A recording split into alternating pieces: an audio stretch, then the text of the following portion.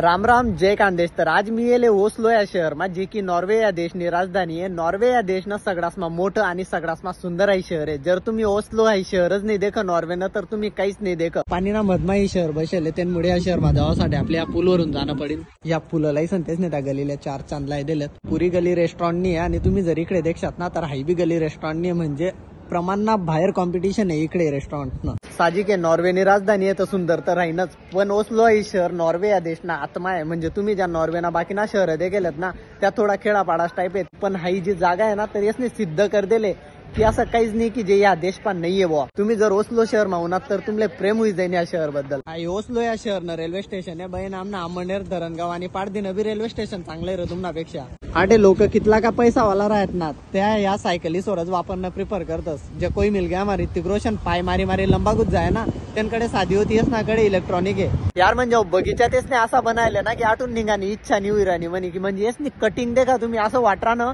कोणीतरी मोठा माणूसनी प्लॅन करीस ना बगीचा बनायले सुंदर। या रेस्टॉरंट वालांनी इकडे डायरेक्ट झोका बांधी दिलेत की तुम्ही झोकामा बसा आणि आराम करावा। आराम करासाठी का होईना, पण झोका कोण बांधायचा। तर नॉर्वे या देशनी राजधानी ओस्लो शहर ना पूरा व्हिडिओ मी शेफ आदित्य पाटील या युट्यूब चॅनलवर टाकी दिले।